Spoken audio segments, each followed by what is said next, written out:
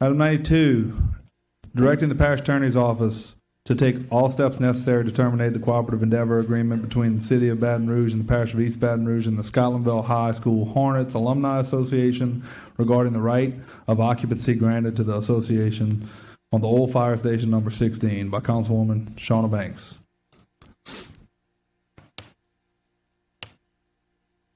We have several people wishing to speak. Janice Montague Miles. I apologize if I said that wrong. Montague Miles. Just correct me. Good evening. My name is Janice Montague Miles. I'm the counsel for Scotlandville Alumni Association, also a member of the class of 1976. Today I want to speak to you about the CEA agreement between Scotlandville Alumni Association and the City Parish. The CEA gave Scotlandville Alumni Association the possession and the right to occupy the old fire station number 16 to a term not to exceed 99 years.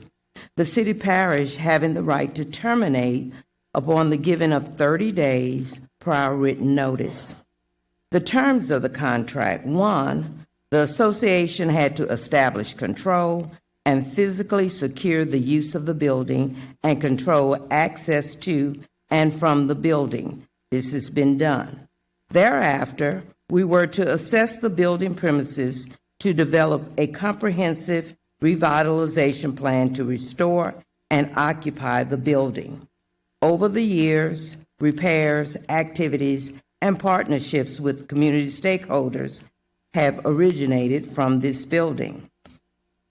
The CEA also mandated that we acquire insurance in compliance with the agreement. That's done. The responsibility to repair and all repairs and maintenance of the building. Any repairs or maintenance has been done by the Scotlandville Alumni Association. The use of the building was for charitable and philanthropic purposes, as well as an indemnification of the City Parish and any of its agents to be free from all liability. We feel we have met the terms of the agreement. Councilwoman Banks will have you believe that the building is still blighted and that the association is not using the building. This is far from true. Over the past 9 to 10 years, efforts to restore has been ongoing. Activities and community service efforts in line with the association's mission, vision, and purpose has also been ongoing. Partnerships with community stakeholders pursuing grants and fundraising activities has also been ongoing. Councilwoman Banks cannot expound on these things. Prior to the resolution to terminate the CEA, there has never been a formal conversation between Councilwoman Banks and the association administration regarding the progress or problems that we encounter. Councilwoman Banks has never appeared to a plan Ma'am, inspection. that's your time. Ms. Miles, that's your time. Okay. Can I at least close it? Can I close it? Please. Okay. So according to the CEA, the City Parish was an advocate of the work that Scotlandville was doing and desired to provide a space for the administrative operations to serve the citizens of East Baton Rouge, specifically the Scotlandville community. It was a good decision then, and it's a good decision today. Therefore, we ask that you continue the existing CEA. Thank you. Thank you. Howard Davis.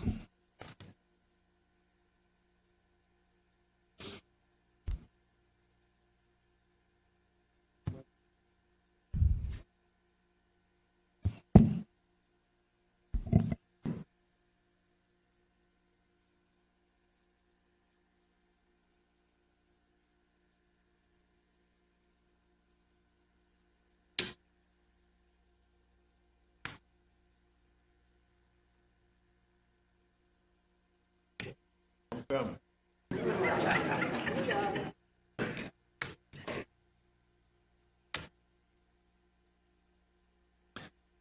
afternoon.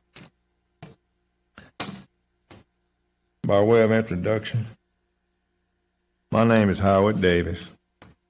I'm a past immediate president of several terms with the Alumni Association.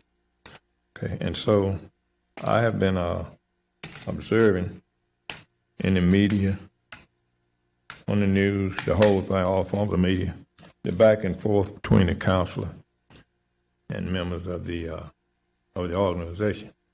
I would like to go on record as saying first, before we get into any question or anything, I don't want to argue. All I've been saying is arguing. We're not going to get anything done, just arguing back and forth. I would plead not to be involved in any arguments, just see if we can get something done, working out.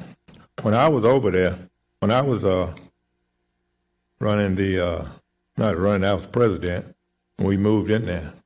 I was starting there. We had to try to do a few. There were some things that needed done, mainly the roof.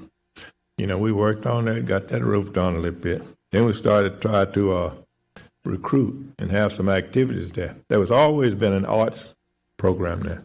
And they'll sit up outside even, and they'd have arts and crafts program. Then they had started to have had two ladies, Miss Jeanette Harris and Nancy. They started a camp, a program with arts and dance and all that. And it went on into the summer where they had a full-blown camp, which was great. They had a lot of girls in there, mostly girls' plants. And it got to the point where it got kind of big, so the church next door across the street liked it, so they offered to let them use one of their activities buildings over there. And so they did that, and they went through the camp. Had a good summer. In the meantime, other things we did to try to get it going pretty good. We had we started our Hall of Fame. We have a Hall of Fame, and we induct people every day. It's not an athletic Hall of Fame; it's a community Hall of Fame. Okay, so people like Thomas Woods used to be a councilman and a fire chief. But we got it. It's staffed pretty good, and the only thing we don't have is the place. We got all those awards and things we presented to them. We're waiting to get the building opened up over there and cleaned out where we have enough space to do all of those things. The Presbyterian Church got involved because they started enjoying those girls over there, and they was getting a lot done. And some of the arts, they was putting that out, getting that done pretty good. The other thing I try to do with the community, wrote a letter to the area churches and the pastors, asking them to. Mr. Davis, that's your time. I'm gonna give you. That's your time. I'm gonna give you a couple seconds to close. Hell, I ain't never started telling.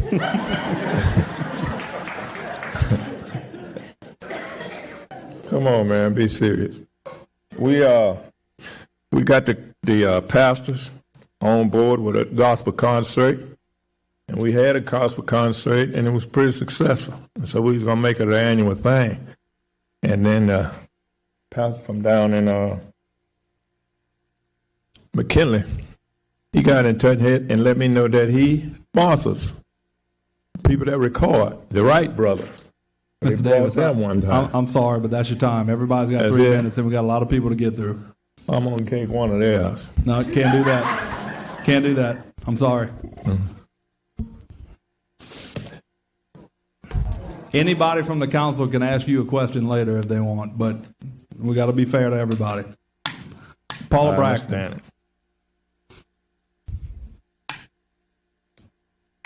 Okay.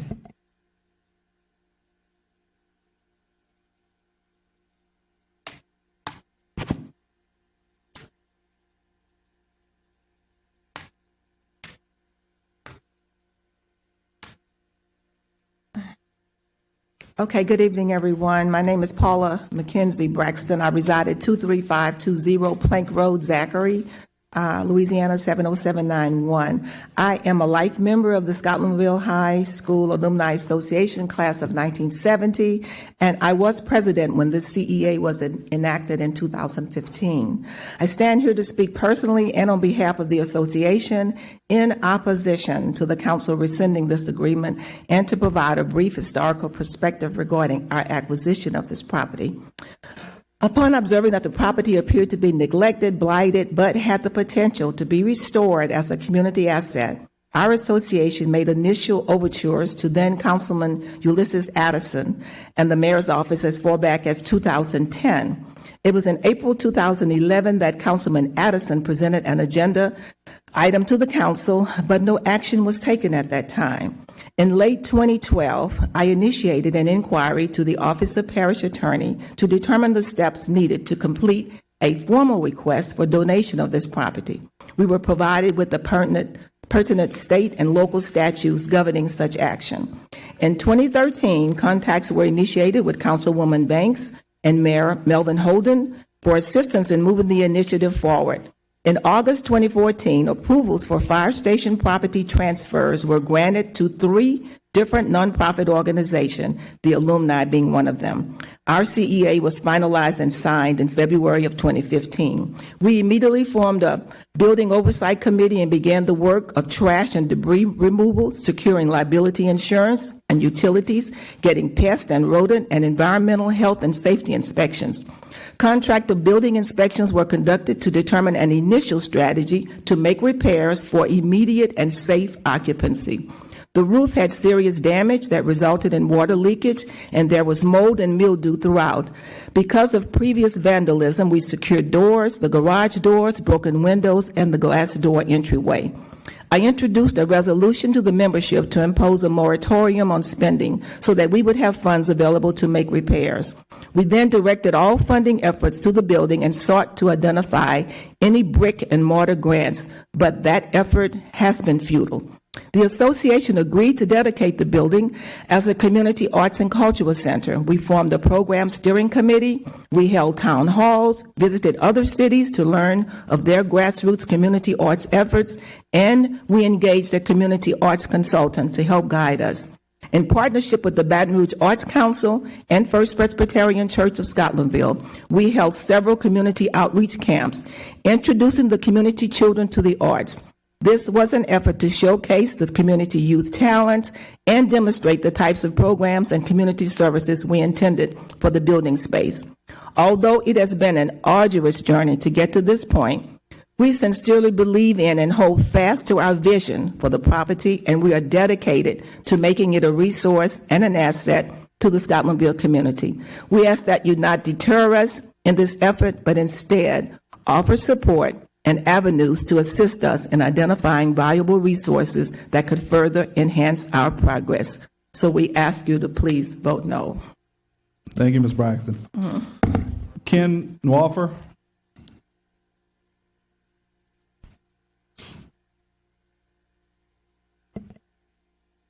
Good evening, Council.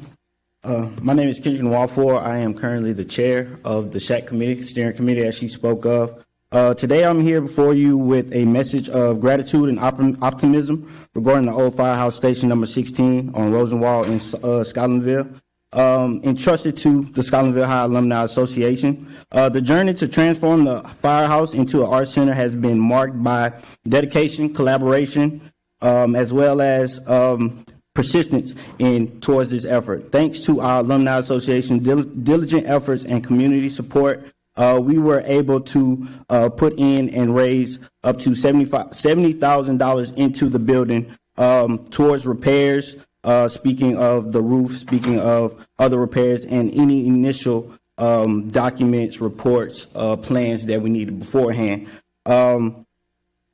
This includes expenses towards construction drawings, strategic planning, repair of the roof, repairs of plumbing, renovation of bathrooms for public use, installation of AC units, drainage systems, structural enhancements to ensure safety and functionality, updates to electrical systems, and the improvements of accessibility. As we look ahead, the transformation of the firehouse in the into an art center represents a transformative opportunity for the Scotlandville community. It will serve as a gathering place where creativity flourishes, where local artists can showcase their talents, where residents of all ages can participate in arts programs and cultural programs. This art center will not only enrich our cultural landscape, but also contribute to the economic vitality of Scotlandville area. Therefore, I urge the Metro Council to vote no to item 92 of the termination of the CEA.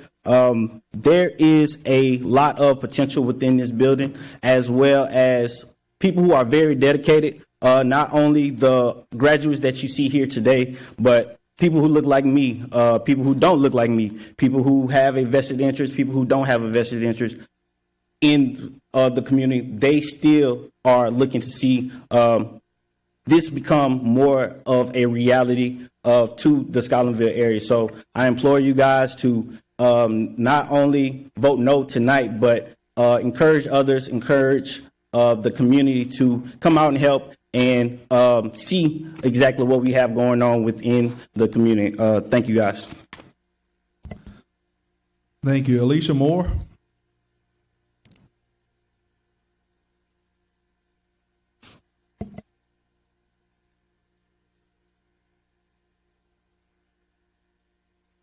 Good evening. I stand before you today to also ask that you vote in opposition of terminating the CEA agreement. I know that you've seen pictures and been given false narratives.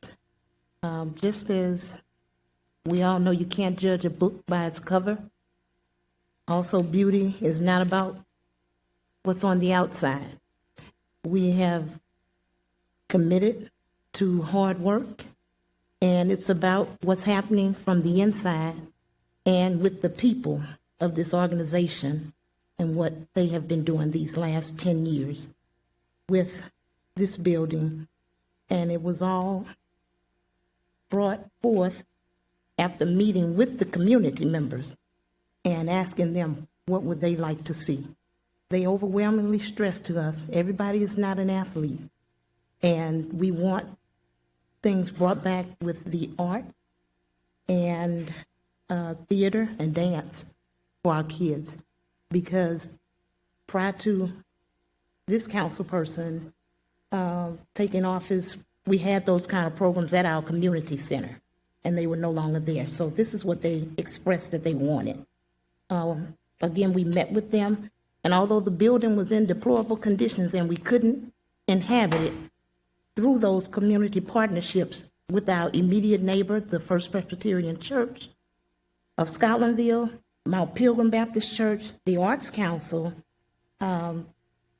world-renowned Smithsonian Art Institute artist Randall Henry, and Mr. John Gray of the Michael Foster Project, we immediately started putting on these programs until COVID shut us down in 2020.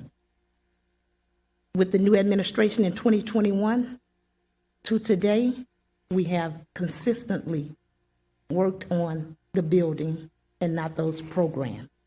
So again, I implore you to allow us to continue this endeavor. Thank you. Thank you. Sonia Daniels.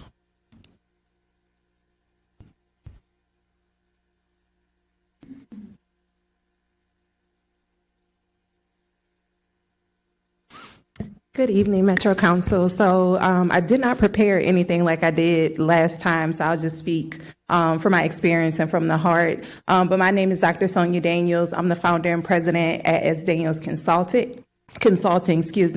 We're a local strategy firm specifically working with mission-driven organizations. A passion for mine is working with organizations who are doing work in historically excluded areas, because that is work that is truly just passionate for me. I came from an underrepresented area, and so I really just identify with the struggles that those organizations tend to face. The challenge in this case is that since COVID, dollars from funders and philanthropists have been really just short, right? So there's just not a lot of giving that's been happening in the South. And so with this situation, as we expect this organization to do work, there has been a lot of resources that have been wasted in this item to keep getting deferred over and over. So as many other folks have said, we implore you to make the best decision, not only for the organization, but for the community. And really just regain trust in the public, right? We're in an election season, and so issues like this tend to interrupt the trust that folks have for politicians. Excuse me, I'm nervous. And so we just want y'all to really understand the impact that this has had on these individuals. They have taken money out of their account to invest in my business, to bring me in to do strategic planning for them. As a result of our engagement, we have developed a really robust strategic plan for them, and the work is ready to be done once we move past this issue. So I just want y'all to keep that in mind, that they are doing work. They have been doing work even throughout this issue, and they're a great organization. I'm sure y'all know that. And so I wanted to just share that. Thank y'all. Thank you. Rod Wells.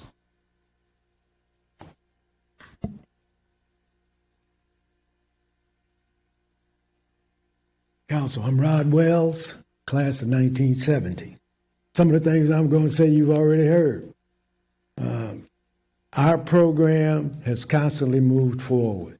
We did have some times when we couldn't move forward. That's already been said. But our program was always designed as an arts center. That was our whole idea in putting this thing together. And the building was not in the condition for us to bring kids in there. And someone has always pointed out already, the First Presbyterian Church of Scotlandville, which is right across the street, it gave us the opportunity to start the program and get it going. And it was going very, very well. Of course, we had some setbacks, but we never stopped moving forward. Our summer camps brought local people in. They've already mentioned Randall Henry, Ronald Kennedy with drawing, Randall Henry with the arts, Gracie Perkins with dance, Chauncey Slack with performing arts. I know you've seen Chauncey Slack on NCIS New Orleans. So my point is, we never stopped moving forward. You know, we always kept this program and our focus was always with the community as a primary focus, and our plans were always centered on children. That's how we got started. That's the position and the direction that we want to go in, want to continue to go in. I'm an old man. Don't make me cry. Thank you.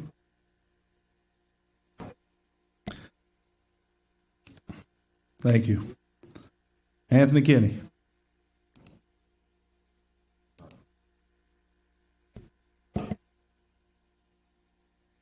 All right, good afternoon. So my name is Anthony B. Kinney. I'm a lifetime resident of District 2, and I'm a proud graduate of Scotlandville Magnet High School. We came before this body in July of 2024 to see if we can get past the saga. And here we are in September of 2024 having a tug of war over being a light to this community. When we think about Baton Rouge, when we think about North Baton Rouge and the silos that our community is currently operating in, this shack is serving as a pillar, as a bridge to collaborate this community. Scotlandville Magnet High School is the heart of District 2 along with so many other high schools. And you have seen so many people get to this podium and talk about how important this shack is to this community. And for us to be in front of this body once again in a tug-of-war situation, we're doing a detriment to the kids in that community. We're doing a detriment to the future mayors, the future presidents, and the future council members of this community. So when this shack has to be a point of conversation on the news, it shows that our community has a disconnect. It shows that this community cannot show our young people we cannot come together for a common good. It's not about the name or whose ownership, but it's about the investment that this organization has put into this building. So I ask of you today to vote no on this item. The kids are watching, the community is watching, but most of all, when you see the sea of black and gold that's behind me right now, multi-generational alumni in this room, that mean they care about this building. They put their heart into this building. They put that investment into this building. How much longer we have to fight over trying to be a light in this community? How much longer we have to argue about the investment this multi-generational organization has done? So I ask of you today, this body, this council body, let's move past this saga. Let's show the community that North Baton Rouge can work as one. Let's show the community that District 2 can move forward. Thank you so much. Thank you. Randall Henry. He didn't make it? All right, and we have 10 opposed, not wishing to speak. Anyone else wishing to speak on this item? Please come up. State your name for the record. My name is Dr. Dina Johnson, and I am a member of Scotlandville's Alumni Association by default. And I actually graduated from Broadmoor, so I wasn't given the opportunity to go to Scotlandville. So that's the reason why. But I know my community, and I've gotten to know these alumni, and I see all the hard work that they've been doing. The crazy part about it is that they said they have invested $70,000 in this building already on their own hard work. Not from grants, not from donations, hard work. And to see that there's so many other issues in District 2, but yet alone we're focused on the shack, is behooving to me. If in fact you see that this Alumni Association stands strong, and then they've already demonstrated that they're doing the work. But again, it comes to funding. And now you have new people that have also become more active, the youth, that are now having the resources or sharing resources with them that they may not have known about previously. And so now we're learning, but it's in a progress. And then we're going back to all of the different presidents that have been in place as well, okay? And maybe some setbacks with health issues that may have contributed to the delays, in addition to the pandemic and also the flood. And with a bad roof from the start that just continued to deteriorate it, that ran up the expenses of repairs. So I stand in opposition for it because I know Scotlandville Alumni Association can do the work to get that building done. And in the same instance, continue those programs once they are back into the building, or safe for the kids to be in the building. But at the end of the day, they're doing the work, and I ask that you vote no. Thanks. Anyone else? Please state your name for the record. Penny Mag. I've spoken in opposition to this, and I will continue to speak in opposition to the termination of this contract. I applaud all of you for showing up over and over and over in numbers. I applaud you for being amazing human beings who want to contribute to your community. I was there last night for the mayoral debate, and it broke my heart to see some of the blight. Ms. Landry, if you're not speaking into the mic, the public can't hear. Okay, well, I applaud y'all. All right.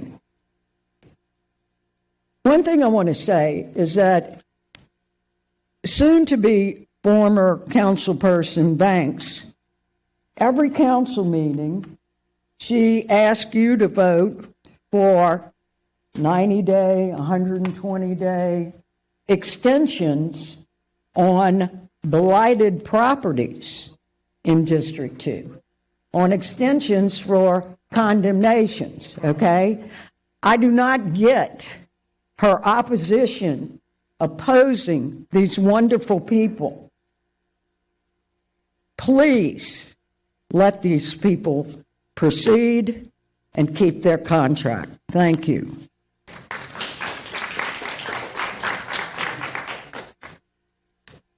Anyone else wishing to speak on this item? Seeing none, we'll go to council.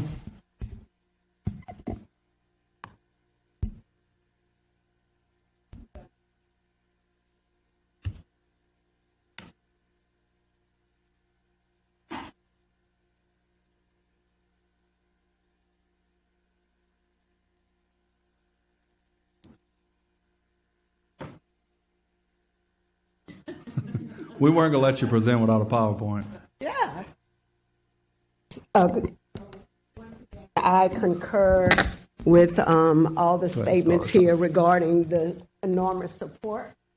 This is like into the room when I brought the item before the council in August of 2014. We're going to start, I think, I'm a storyteller. So I have a PowerPoint to kind of bring things in line.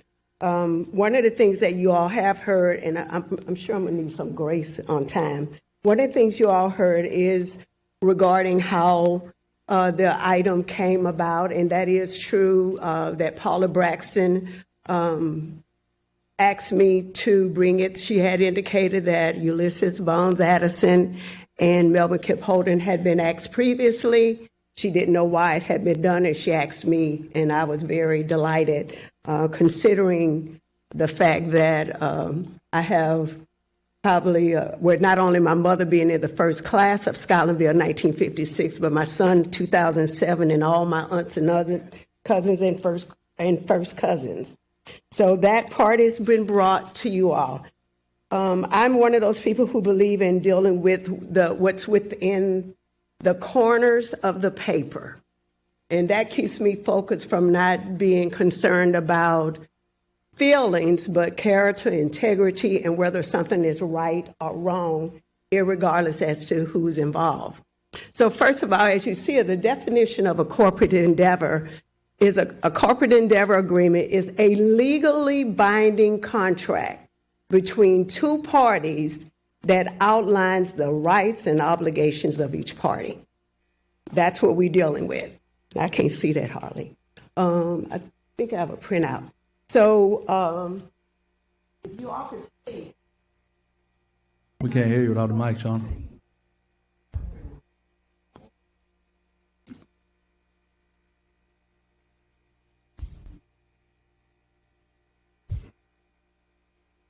One second. Anyway, when you look at a corporate endeavor agreement, it may provide for the investment, pledge, use, or donation of private funds. It also talks about the consequences if it is breached, how that the amount, whatever that value is, that the organization who entered a cooperative agreement, if they breached it based on the economic value, then in most cases they can be asked to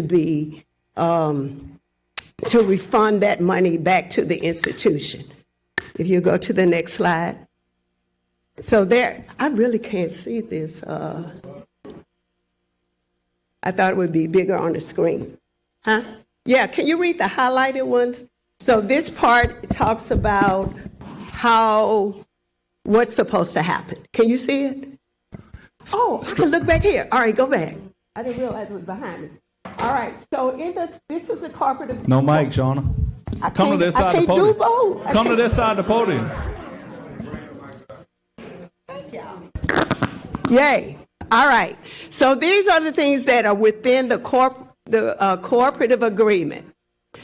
This is all that was necessary, and we're not talking about anything but 2014 to 2024. It says strengthen the ties and contact between the high school and the alumni. I've been asking for that. I can't get anything. I've been told by the president and the council, we don't have to give you that. Promote the spirit of alumni unity and camaraderie through communication, reunions, and social programs. I've asked for minutes. I've asked for a flyer. I know that the Hall of Fame that was mentioned, all those things are held at the Jewel J. Newman Community Center. But all I ask for is just show me what you're saying you did. Actively support student activities to supplement and diversify the educational experiences available at the high school and other public schools within the community, especially in supplementing funding and academic and athletic program. Promote the identity and recognition of the high school, both in the city and throughout the state. Promote general fellowship. I've asked for a flyer, notes from a community meeting where it was discussed, anything that would support what the purpose of the item was. Anything in 10 years, that's what I've asked for. I have not been able to get it. Councilwoman, you want your extra Go time? to the next one. That's a yes. And today you could still bring it. If I'm lying, you could bring it today. All right. So this says, what must a nonprofit disclose? So if you're in the secretary, y'all see what I be dealing with?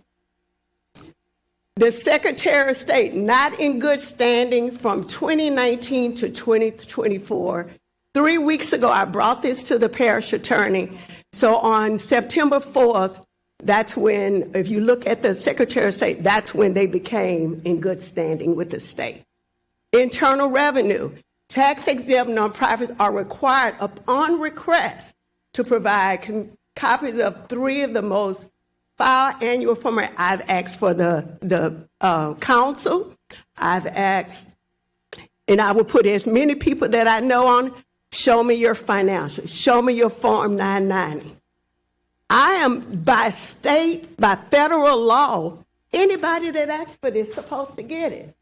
I have been flatly denied. That would have showed when you say that you spent $70,000. That would be in your financials. If you said that you've had insurance for 10 months, that would be in your financials. I have not been able to get them. That's just fiduciary financial stewardship. The community, the Scotlandville High School Alumni Association has refused all requests for financial information. However, to demonstrate a commitment of transparency and to make it easier for those seeking financial information to view these documents, many charitable nonprofits post them on their website. I've gone to the website. We're talking about 15,000 Scotlandville residents. 15,000. This is not about an alumni. This is about 15,000 people in Scotlandville that deserve a quality of life. Go to the next one. So we actually had the building appraised before we gave it to you to make sure that it would be in line with what the purposes could be. So when I spoke with Ms. Braxton and she said it was going to be for the alumni to bring community services, not to yourselves, but to the community, what we found out back on July 11, 2024, go to the next one, that there were only 2 purposes. This is what the building looked like in 2011. I don't have to go through what it looks like in 2024 based on when I was there and what pictures of your alumni sent me. And then that's another bit. Moving on. All this is part of what we had as part of the appraisal. Go to the next one. So let's look at the highest and best use for this vacant building. According to the appraisal, it is the opinion of the appraiser that based on the market activity and developmental area, the highest and best use of the subject site as vacant was for multifamily or recreational community development. That is what substantiated me being able to bring this item before the council and getting it approved unanimously. But in conclusion, the highest and best use of the site, again, We know we're not going to use it for family, multifamily, and that's based on the fact that they have multifamily across the street and to the west of the building. But certainly, what is most needed in that area, which has the lowest economic household income, was a recreational community development center. And all I've asked you all is show me. And I haven't been able to get it. Go to the next one. So also as part of this appraisal, it says that, I'll just go to the bottom, the indicated value of the subject property by the sales comparison approach was estimated at $38 per square foot.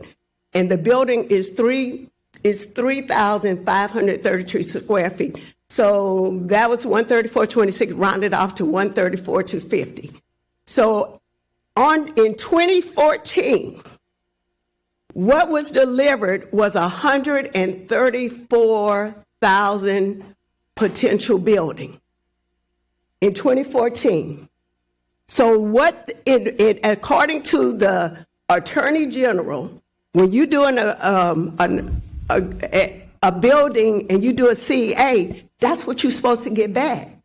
So by giving me financials, I would be able to see a $134 investment over the last 10 years. Shauna, Haven't gotten it yet. that's your time. Can somebody give me time? Well, this is the last, actually. Shauna.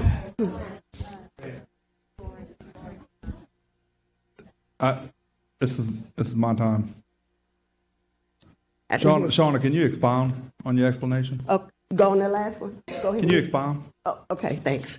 So what we're dealing with now is 10 years from 2014 to 2024, not 2024 and 90 years later. Has the CEA been breached? So for $1 in 2024, today is a 133, but over 10 years, that's a 33% increase. So today,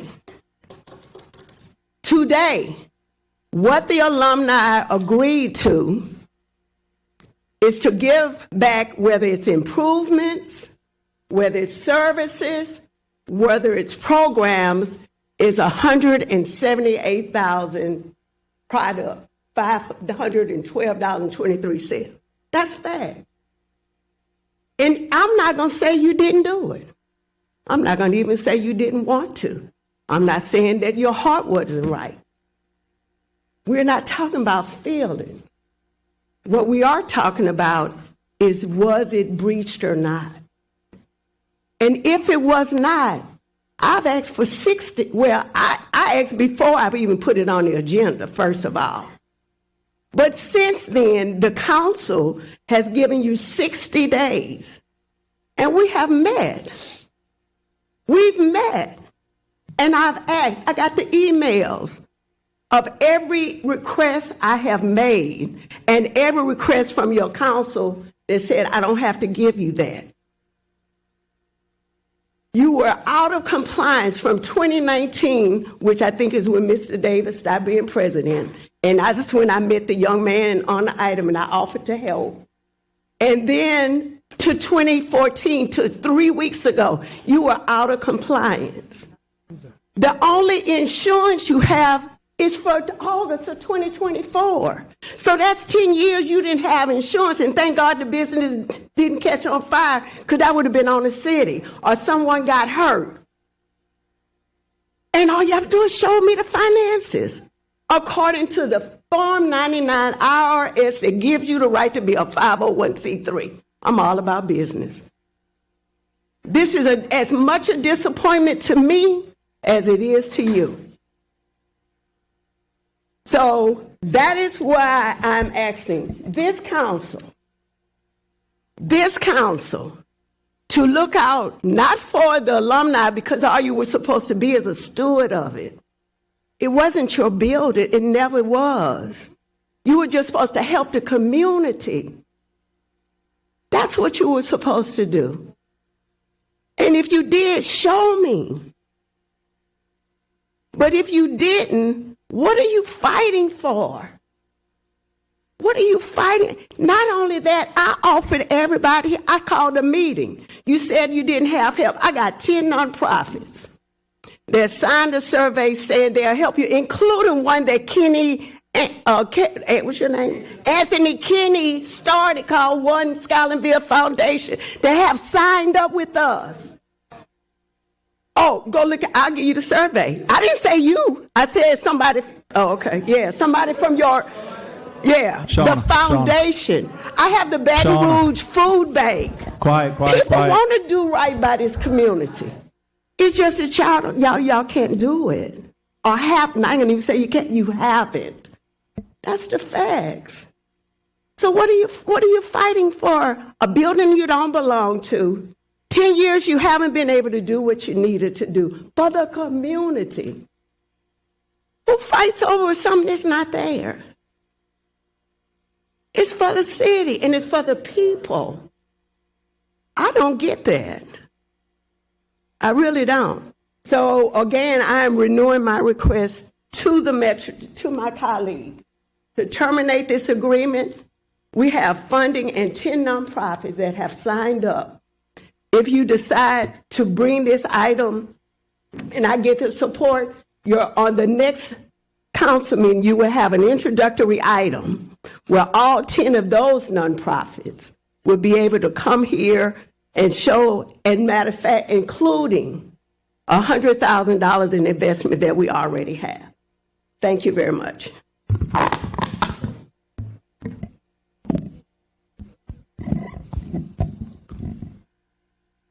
Anybody else? Any other council people have anything? Councilman? Huh? Go ahead. Please, Daryl. Councilman Hurst? No, it wasn't working right now. So, one thing that sticks in my head is a conversation, Dwight hates when I call his name up here, but that we had last week with RDI, where we talk about disparities in Baton Rouge and challenges, and those disparities, that particular disparity was about picking up trash and how he noticed that his rental properties in North Baton Rouge don't get the same service as his home in South Baton Rouge. And for me, when I think about what we're dealing with right now, it's something very similar. We talk about blighted communities. We're talking about one piece of property, but it's thousands. I got put on Facebook the other day because I picked up the trash, but got blamed for the continued dumping. I'm like, how can I stop them from dumping? I did my job. They picked it up. But because there's so much that goes on in that area, it's hard to keep up with. And because there is so much that goes on, there's tons of lack of investment. And the same disparity that we see and called out by my council colleague in city services to minority areas versus majority areas are the same disparities we see when it comes to financing from financial institutions supporting interest rates. This is national studies, so I'm not saying anything that there's not there. Ability to go get a loan to redo a fire station, or a Susan G. Coleman versus Scotlandville Alumni Association having the ability to raise money in the metropolitan area. The level of support is different. There's disparities. If Big Buddy puts up something right now, they can raise $1 million in a couple weeks. If Scotlandville Alumni puts up something right now, same program, they might raise $15,000, $20,000. And I'm saying that not to talk about that we aren't good enough, is that everybody doesn't see the value in who we are and what we do. And I asked Councilwoman Banks historically, so we got a couple of things that I want to make sure that we do is, number one, understand what benchmarks we put in place that they did or did not meet. Number one. Number two, how much money did you raise? I've talked to a number of you guys about the money and the next steps. And as long as you weren't in breach of that contract and you have the benchmarks and you raise the money, that I would support this effort to move forward. And so I'm going to ask the parish attorney to come to the microphone. Billy, come on down.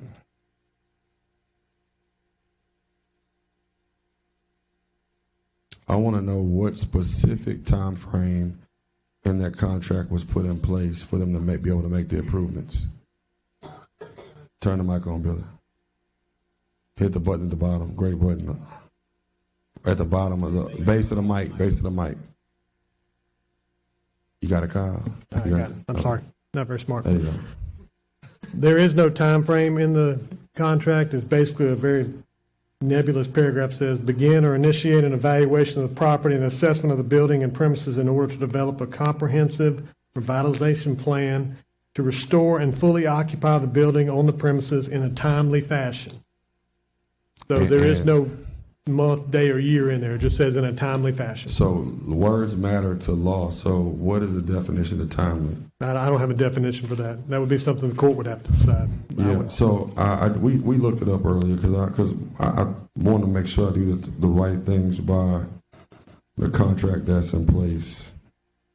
I'm trying to pull it up, but either way, the bottom line is there's no specific time, and because there is no specific time in that agreement, do we put ourselves in a position to be sued by the Scotlandville Alumni Association for a potential breach of contract? If the council were to authorize this matter, then I would send, or their office would send a notice giving them 30 days to move out. I have no doubt that they will then either join in, if we have filed an eviction suit, or they'll file their own suit, and then the court will have to decide that.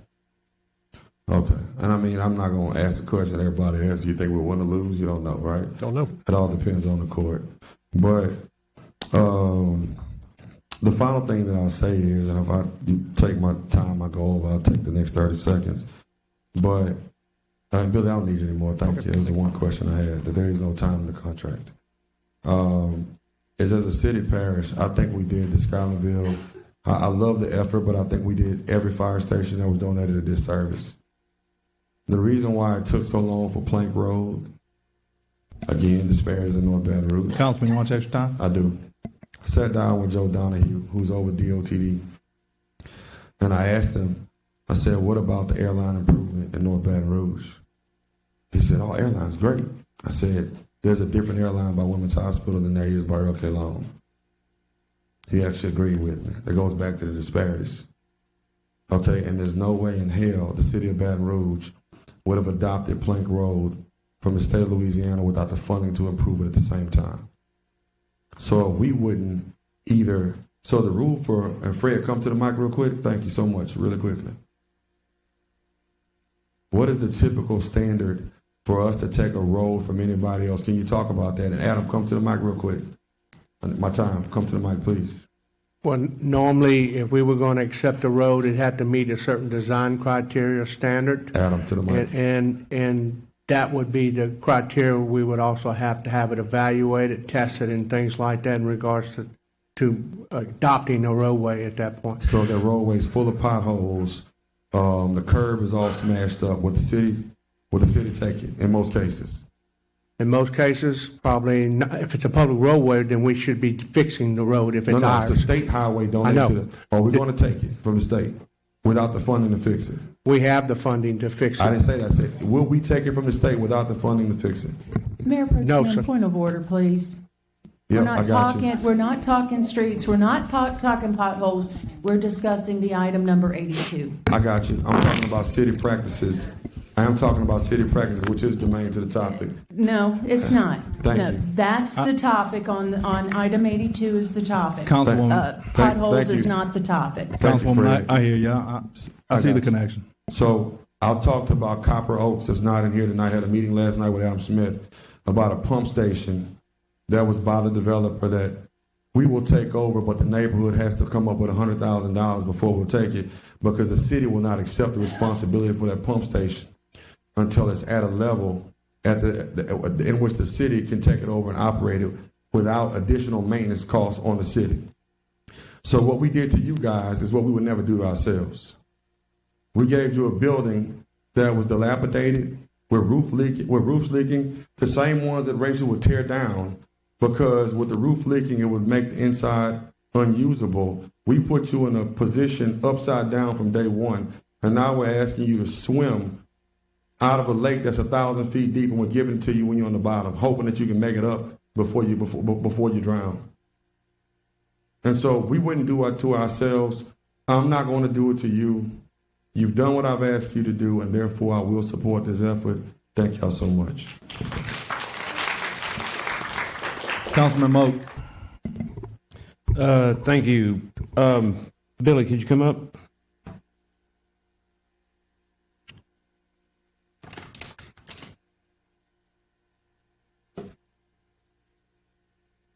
Oh, there you are. Sorry. We spoke on a specific time frame, and we've established that there's no specific time frame in particular work to be done, correct? Correct. Okay. How long was this contract for? 99 years and commenced in the very first part of 2015. Okay. Was there any mention, was there, for some reason, I remember hearing, possibly I'm wrong, 10 years as far as to relook at the contract or something, or every 10 years or something like that? Or No, is that there's nothing in there? I'm wrong specific. on that? Correct. Okay. All right. So they've had it, how long? Almost 10 years, 2000, I think it was 1/1 of 15 when it started. Almost 10 years. Okay. When's the last time that we have went in and inspected and looked at the building? Not until this agenda item came up. When was that? I mean, when, about how long ago did we go in and inspect the building? Within the last 2 months. Within the last 2 months. Had we been in any time before that, within this almost 10 years? Not that I'm aware of, no, sir. Okay. On the breaches of the contract or whatever, is there any specific breach that has been done? So I guess the question is, I mean, I read you that paragraph before. I don't know that any real plan or implementation plan has been put forward.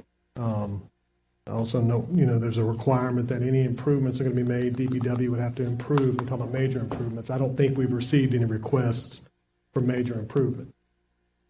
Okay. Do we know of what specific repairs have been done? I don't know exactly what they're doing. I believe there's been some flooring, but other than that, other than securing the building, I don't know what other repairs have been done. Okay. Can we pull up the pictures?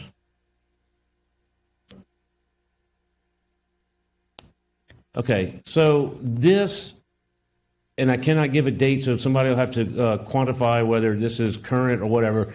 This was a Google image that I just took a few minutes ago, that I just looked up a few minutes ago. Is that the facility boarded up? Okay. This is, okay, all right, I'll take you on that. Like I said, I don't know the time of the Google pictures, but, this is what I've got. I'm asking, is the facility boarded up right now? Okay. All right. So, I guess we give these facilities out to, I had this discussion before. Frankly, it could have been torn down in the cost of the building of the other one. We got multiple fire stations all over the place, and I'm glad to see some of them are in use. I know there is one that's just been redone to add it to as a community center or whatever, and that's a great thing to see there. So I want to go back to the time frame here, the insurance part, and city parish. I'm asking city parish or anybody that would know this. When's the last time that we've checked that insurance has been put on this building? And is there any other specific time that insurance has been put on the building and then canceled or not done and then it added back on and so on and so forth? Have we checked on that? The association has provided their proof of insurance. As of when? When this agenda item came up. So Ms. Janice can probably tell you, but they provided it here recently in the last couple of months. Okay. Was that insurance in effect for the whole term that they've had this building? That's my understanding, yes. Okay. Ms. Braxton originally had gotten the first insurance and provided that when we first did the CEA. And then Ms. Janice, on behalf of the Alumni Association, provided proof. Point of order. I don't know if I could do this, but where's that information? Because we were in a meeting and you didn't have that. Well, for the 10 years, the whole 10 years. I don't know if I have for the whole 10 years, but they Would provided, what? Is this the end of my first She slide? indicated they provided it for 10 years, yes. Okay. Am I, just listening to you? Okay, I got 22 seconds left. I'd like to know about the insurance thing. If insurance has just been acquired or whether they've had it on the building the whole time. And I'm going to end my time right there and let somebody else speak. I may come back for more.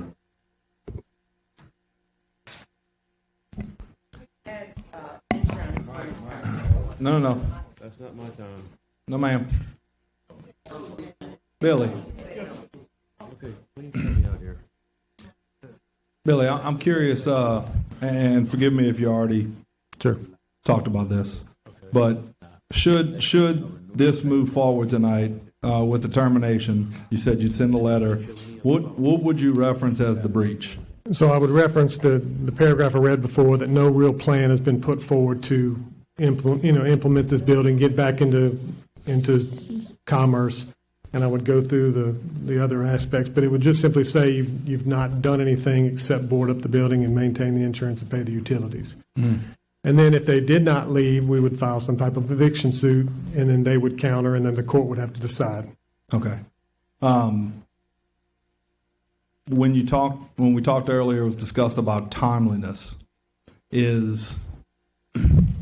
While that would be left up to discretion of a court, I would argue that's no different than being left up to our discretion. I mean, in things you may have seen before, and if you haven't, that's fine. But would 10 years be timely when seen before a court? Is that I would not think 10 years is timely. You think that's over? But I don't get to wear the robe, so I understand. Okay. That's all I have. Thank you. Councilwoman Darazan. You mentioned a plan. Who submitted this? I believe this is, they've submitted something. What is this? What is it? What is its title and purpose? Can someone answer that? I know that they presented something when this agenda item came up.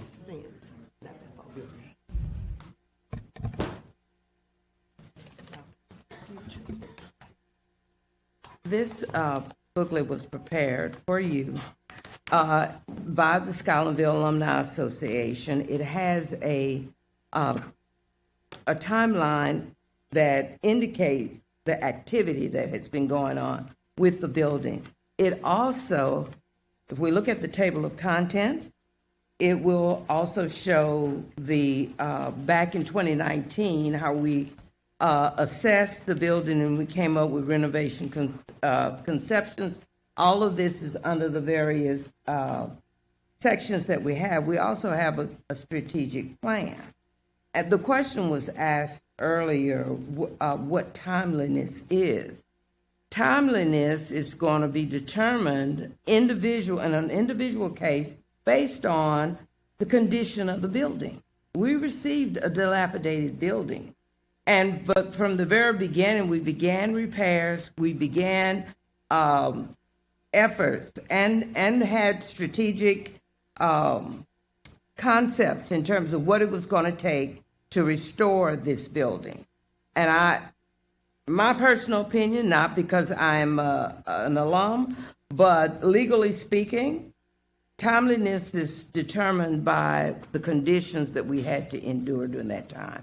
And I think that the time that we have and the condition that the building is in, and even though we're looking at, I don't know where you got those things from, that building has been greatly improved over the past 10 years. And as I was stating earlier, prior to the resolution, Councilwoman Banks has not seen the inside of that building. That building is actually occupied.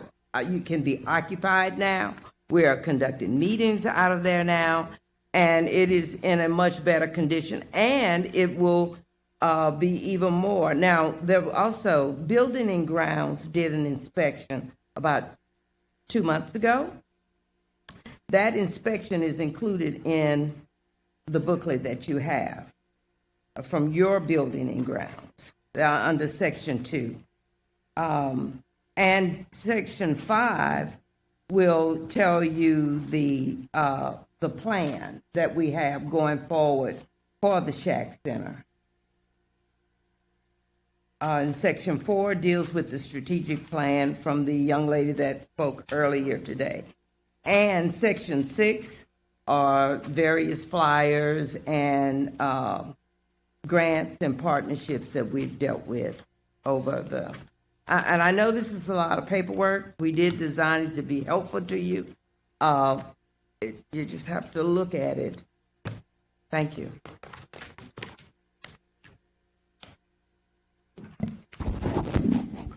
Councilman Moak. Thank you. Certificate of Insurance Liability Policy, effective date 7/23/24 through 7/23, expiration date 7/23/25. Where's the insurance previous to this?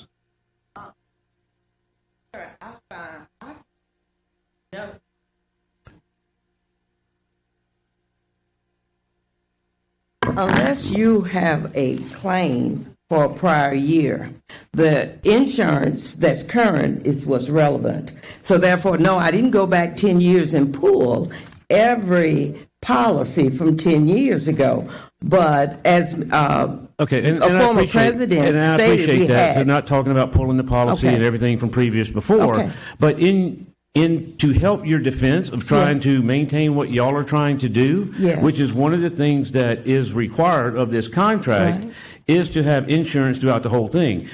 We didn't say we now now don't know. We do. I now don't know whether you got this policy because all of a sudden we was under scrutiny, or if it's a renewal or an update of policy or something like that. That's all I'm saying. Is only thing I'm seeing is one insurance sheet that started on 7/23/24. I'm not saying you didn't have insurance. I would just like to know that you did, and you just didn't. We didn't just arbitrarily get this insurance policy based on the fact that now we're under scrutiny of possibly having our contract canceled. That's the reason I was asking for previous copies of insurance. Okay. So, May I with address that? I'm sorry, I only have so much time. It's Okay. specific to the insurance thing. Y'all mentioned y'all had summer camps and things like that. Did y'all only use a specific part of the building because the rest is boarded up, or not habitable? And I'm going by your own pictures here, where you've got ceiling that's pulled down because of a leaky roof and stuff like that. What functions have you had inside of that building? Okay, I'm going to turn that over to our our chairperson. Okay, real quick, I just want to know what functions specifically that you've had inside that building. A summer camp, a Christmas card giveaway. Okay. That's it. Well, okay. I'm going to let him address that. But for I your appreciate that. insurance, we've Yes, had ma'am. insurance for the past 10 years. I need to see that. Okay. And we can probably prove that. Yes, sir. Just specific, what functions you've had inside of that building and use the facility, the whole facility. So it's never been a moment. It's a large facility. We never used the whole facility. We've used the garage area for our fundraisers.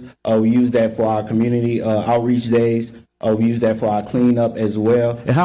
About how many functions have you had in this 1, 3, 6, 10, just a number, over 10 years?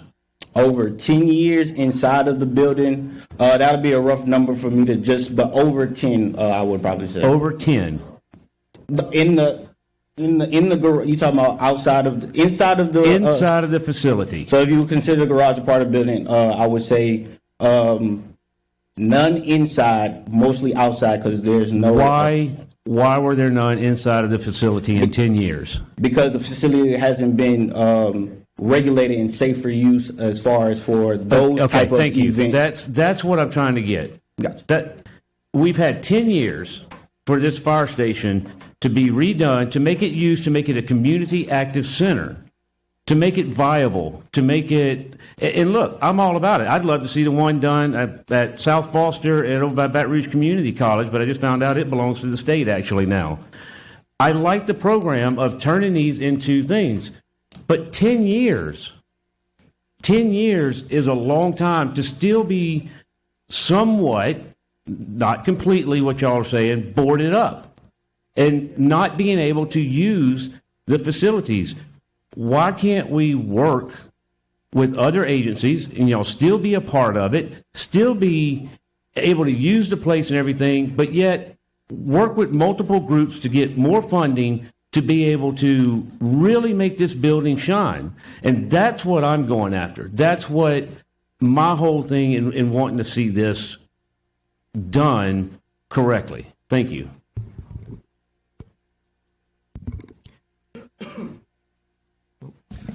Councilwoman Amorosa. Billy, please. So you said that you went and inspected the building. Can you tell us the condition that the building was in? I did not go out, but DPW folks did. Okay. Can somebody come and answer that question? That went in and actually inspected the building? What kind of the condition the building was in when you went and inspected it? Good evening. So I didn't personally inspect it. My team inspected it. So they did go and take some pictures. They did a visual inspection. They had some renovation that was done to the flooring, some demo to the ceiling where they had roof leaks. So there was some showing of work in the building, but there's still some work that needs to be done. But you can see that they did make some effort to make some improvements. Is the building in a condition now that it is usable on the inside? Because they're talking that they do a lot of activities outside. Yeah, there is space that they can use. Okay, thank you. Okay. Councilman Gode. Thank you. Can anyone provide me how much money has been put into the building by the organization over these many years? Confidently over $70,000. If you want a formal workup of that, I'll get you that at a later time. Is it a feasible goal? I believe the packet you all provided has about a $500,000 price tag. Is that feasible for your organization? I believe so. With those partnerships that they said that they are looking for and encouraging, those are the ones we're curating now. Under new administration in 2021, it's kind of been a overhaul of pretty much everything. So within that, I see it as being a viable goal to do, of course. I'm going to ask a why question. I don't mean it to be confrontational at all. But why aren't you all the one coming to us wanting to walk away from this building? Hold on, say it again. I'm sorry. Why aren't you all, why don't you get a room at the high school? Right. And start from there and build out from there. So I think to answer your question, I think the opportunity that was given to us was one that was appreciative when we did get it. Saying why would we walk away now? Because we have a passion for this. We have a plan for this. We have a potential of what we know this could to be. So why to walk away. Why we won't walk away is because we still have faith in what we're trying to do. We still know that there are possibilities to do these things with partnerships, with grants, with funding. We do see this to be a thing.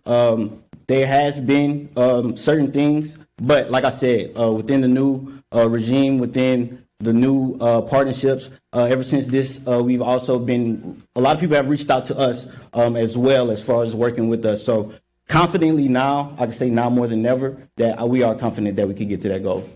All right. Well, I mean, this one, I think you can see from the amount of questions you've gotten. This one's, it's a tough one. I think my colleague, Councilmember Banks, has asked a number of important questions. I would like in this instance to side with the people. But I will tell you, if my colleague, if this doesn't get through, my colleague brings forward a reworked CEA with some significant adjustments and timelines and deadlines and metrics, I'd be in favor of that. I can appreciate a 10 years not being considered timely. So my encouragement is going to be, while I know feelings may be hurt, I think you all, if this doesn't get through, need to work aggressively to present the plan and the documentation she's been seeking. Councilman Don Jr. Thank you. If the legal counsel could come up for a minute, please. Not ours, theirs. The Alumni Association Legal Counsel. Ms. Miles. Councilman Moak was asking some questions about the insurance. I showed him the proof of insurance in the packet. As he stated, the proof of insurance shows that this current policy started in July of this year and expires next year in July. That's all that's required to typically show proof of insurance. But was there a policy prior to this? To my understanding, it was a renewal. I'm not part of the administration of the association, but my understanding, it was a renewal. Yolanda, anybody from the administration, can y'all come up and just confirm that, please? Speak in the mic, please. Yes, we have had insurance. And to your knowledge, how many years back did insurance go? Starting, like Ms. Braxton said, starting from the beginning. Okay. We had to have it. That's all I need. Thank you. And to address Councilman Goday's remarks, we heard the council the last time we were here. We heard that you asked us to have open communication with our councilwoman and to develop some benchmarks to make this CEA a little bit more workable. We did. We presented the council and Councilwoman Banks benchmarks that we thought were reasonable, put some timelines in there. We said with an expectation, we will be able to perform this. Those notes have not been addressed since then. We gave them. They did not respond to them. A communication with the council, I indicated to him that I felt like because we submitted that to them in the meeting, that they never responded, never gave us an alternative, that they never intended to pursue that in the first place. But we did what you asked us to do. Thank you. Come on. Joe, can you come back up to the mic as well? I got a question that maybe both of you or one of you can answer. Joe? Councilwoman Banks did respond to the notes that Attorney Montag gave us. Okay.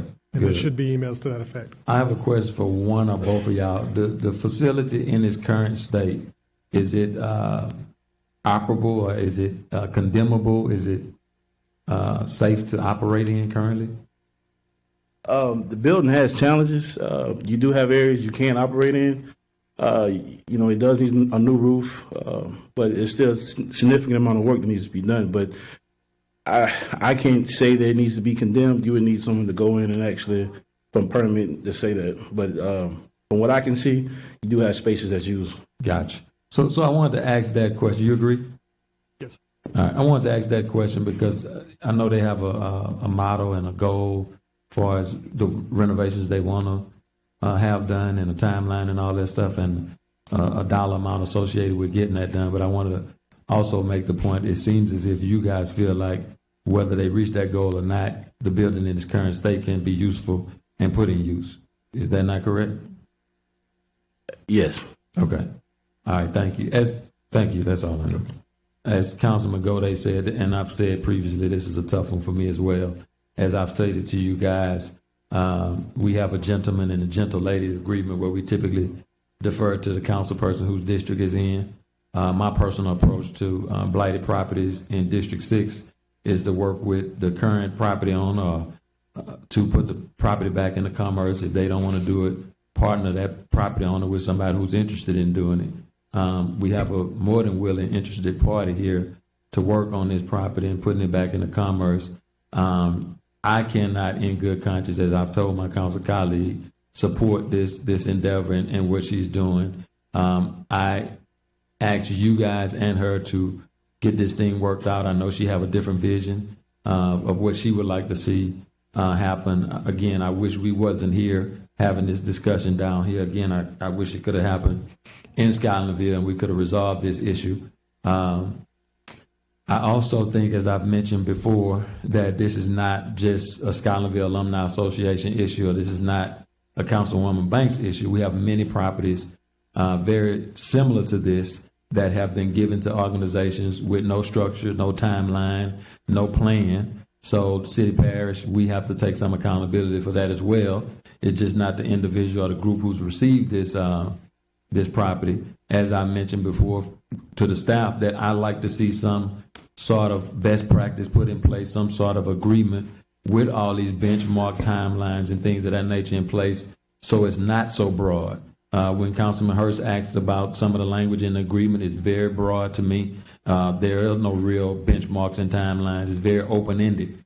And I think we need to go away from that so we don't end up here again with a conflict with an organization and a council person having different expectations on what the deliverables are.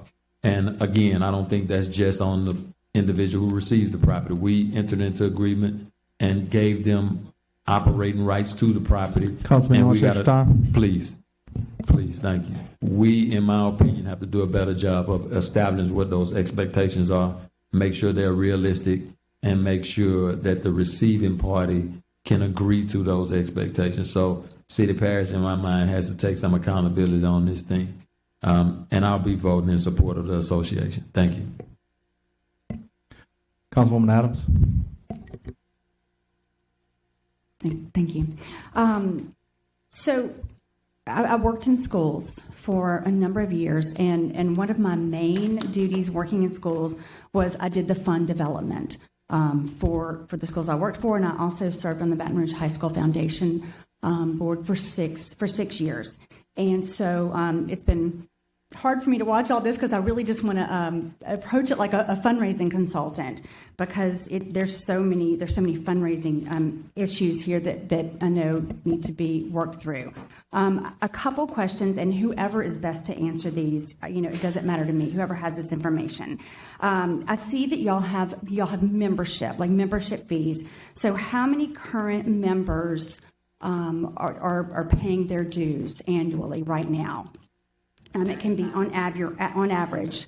And then what is our total revenue per year for the Alumni Association? So we have 195 current paying members, and total revenue. Mr. Melvin, our accountant, would probably be able to better answer that. But it can be a spitball. It's okay, just like a general let's see, what are the dues? I've got it right here. And I don't want to give you anything that's inaccurate, even That's the okay. ballpark. I'm sorry. Okay, that's okay. I mean, 195 members and dues are $50. Right. So that allows us. So is that your only source of funding right now? No, ma'am. We have fundraiser. I'm sorry. We have events that we do every year, Hall of Fame, as well as the Christmas party. Awesome. We do fundraisers as well on the side, and as well as sell T-shirts, merchandise. Sure. Okay. So we just have different ways Different of fundraisers. Yes, so ma'am. the membership fees may be bringing about $10,000, and then fundraisers. I don't know how big the Hall of Fame dinner is. I mean, you could do 5, 6, 7 off that. Yes, 3 or so 10. Maybe another 10 or 15. Yes, ma'am. So maybe 20 to 25 a year. Roughly. I don't want to commit to anything, but roughly. Okay. All right. And what do y'all have a database of all the alumni who graduated, or is someone maintaining or building a database of the alumni, not members, but just potential members? Yeah, so between us, we do try to reach out to the high schoolers who just recently graduated, as well as backdate just alumni. A lot of this, there's no central location, but we do have a database built within the alumni of the people we reach out to who might not be members, but we know of being alumni. Do you know what your population in that database is? Over it's a lot. I can't give you an exact number, but it's thousands. How many? It goes back to 1956 as far as the graduation dates as far back we got. Do y'all are y'all paying a staff member to manage that database? No, ma'am. We're all all volunteers. All volunteer work. And I'm just trying to do some calculations on what's Yes, ma'am. possible to raise. So you're not necessarily. I'm not sure that you know exactly how many people in that database, in that universe, are current addresses, people that you have current emails on, or current relationships with. So yeah. Yes, ma'am. Okay, so that's kind of unknown, but there is. All right. So I saw Miss Daniels. Y'all hired Miss Daniels. Yes, ma'am. And is that a recent hire? Did y'all just recently hire her to come in?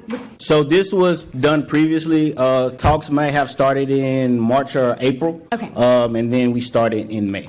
Okay. And Miss Daniels, are you still here? Do you do fundraising consulting? I tried to glean as much information as I could about you off the web, and I do see like strategic planning, and I do see, I mean, this is the beginnings of a fundraising plan here. Well, yeah. So in the strategic planning process, we did talk through potential opportunities to bring in diverse streams of revenue. So we did talk through opportunities that currently exist in the organization, and then exploring other opportunities to bring in additional funding. So, for example, bringing in larger grants through the Department of Education, which could potentially be about $500,000 in one grant opportunity.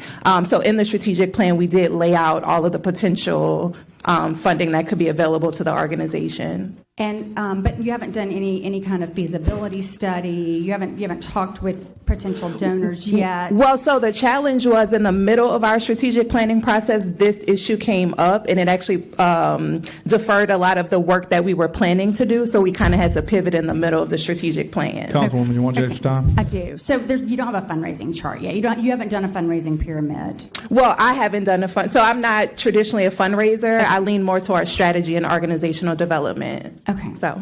Yes. Okay. Yeah. And that's kind of what I thought from looking at your stuff online. Okay. So then there would need to be an additional fundraising consultant that would be hired and brought in. And so in the strategic plan, there's actually a plan to bring in a development person to support bringing in additional funds. Okay. So like on a contract basis or on an employee? It would be contract, wouldn't it? Contract development director. Yes. You do a contract. Okay. And then thank you. Thank you. And then what? This is going to seem like a dumb question, but this to me is the most critical question whenever you're dealing with a nonprofit. What is the mission statement of the Alumni Association? I can get you the exact one. I was looking for it on the web, and it's probably me. I just couldn't spot it.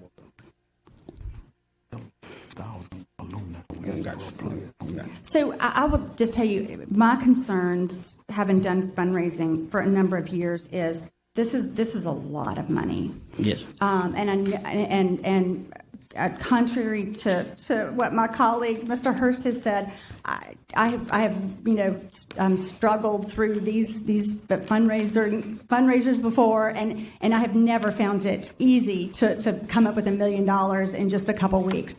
Even $500,000. This is years and years of work. Correct. that I've done, and sometimes had a goal of 1.2, 1.3, and right. came in at 400,000. After a couple of years of really hard work. Right.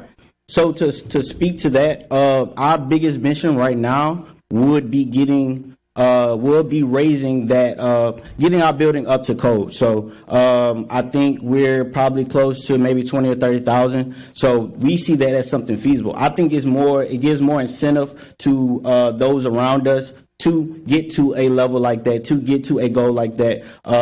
700 and just whatever we plan to raise, even getting to that number. Yes, it may be considered hard in some instances, but like someone spoke of earlier, if this was Big Buddy, if this was any of these other things, it'll be almost instant. So let me ask you: did you find that mission statement? Yes, ma'am. I'm so sorry. I promise I'm not trying. No. I'm not trying to be a pain at all. So the mission statement for the shack. For the organization. For the organization. I'm sorry. I apologize. Organization. Okay, it was in section 1. I'm sorry, I didn't see it.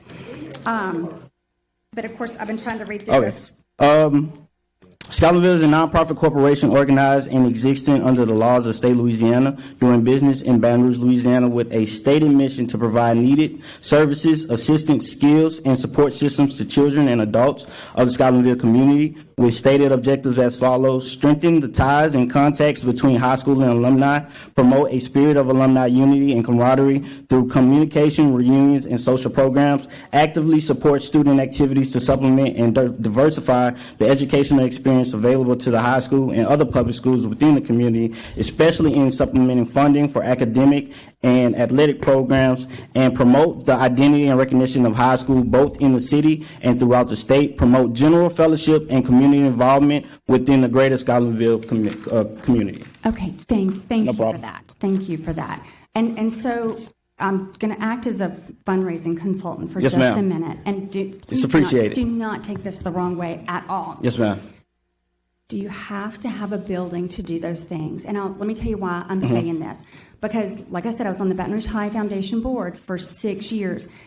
The high school alumni fundraising is really, really, really hard. Right. And we had an office at the school, and we raised money, and Right.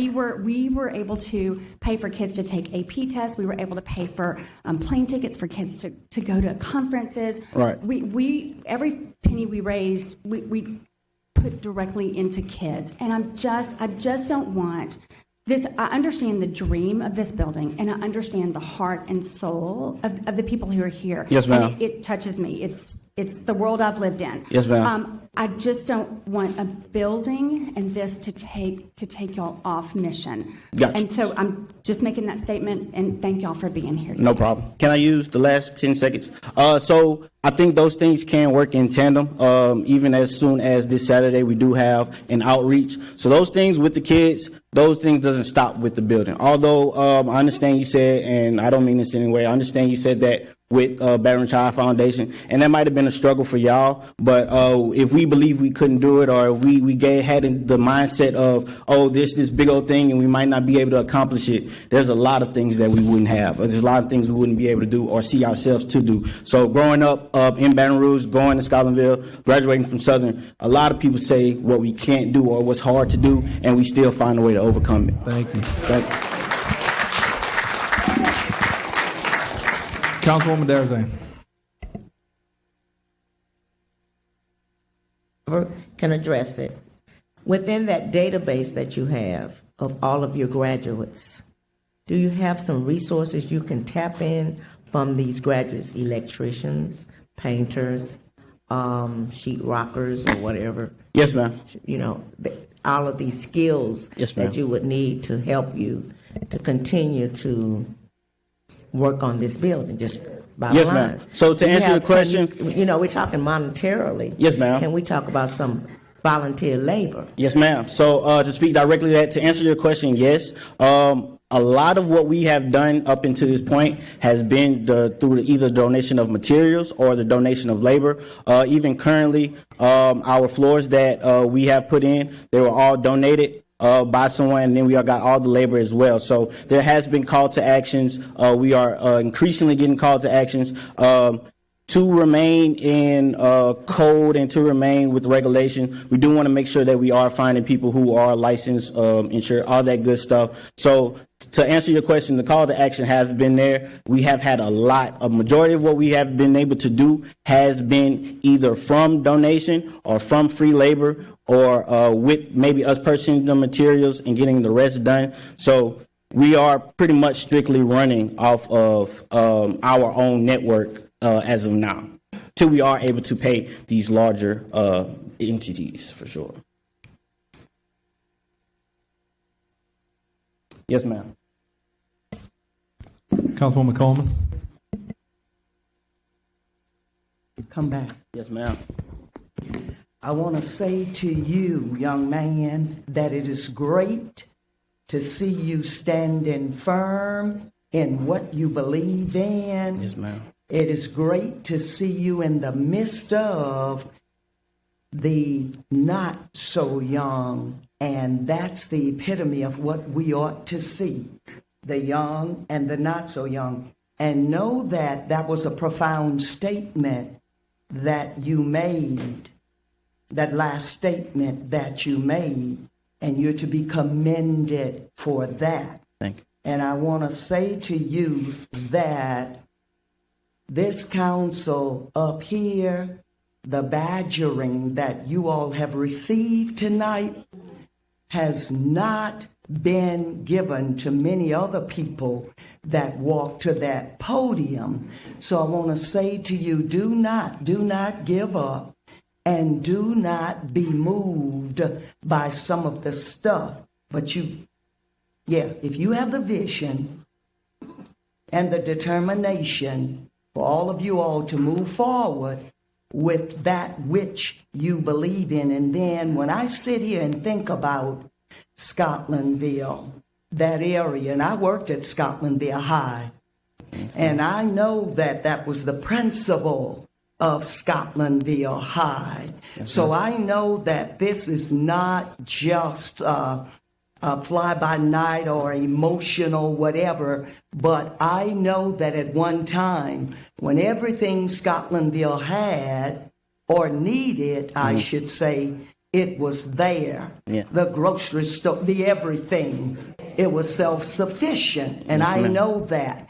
So I see this as an opportunity. And yes, you know, elevation of some recognition of some things that can be done Yes, ma'am. at this point. Yes. And if we don't learn, then we just may as well not be even in existence.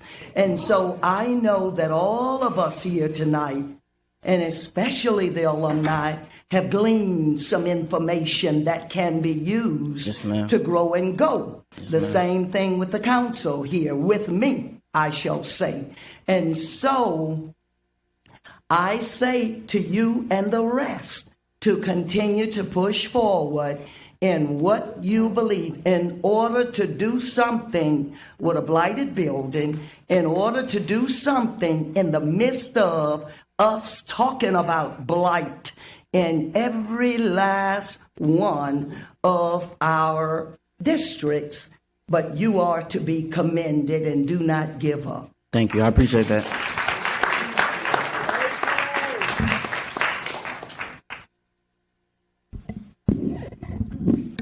Anybody else? All right, go to council. Do we have a motion?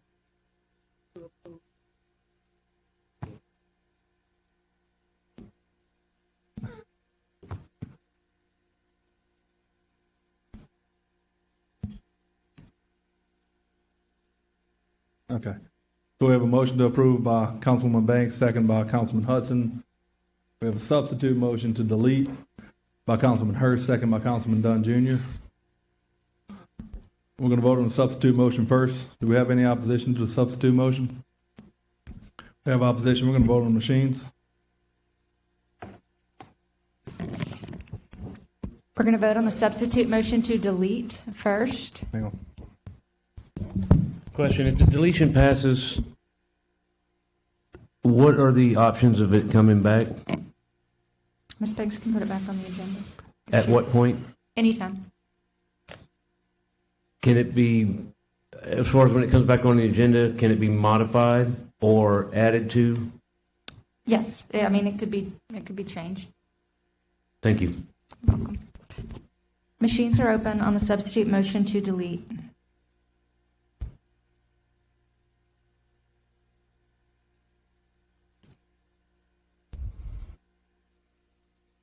Motion fails.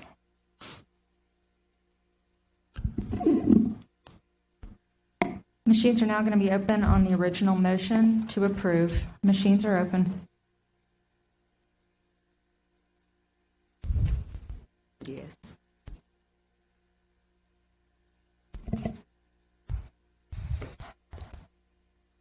Motion carries. Thank you, Jesus. Thank you, Lord. Thank you, Jesus. All right, moving on.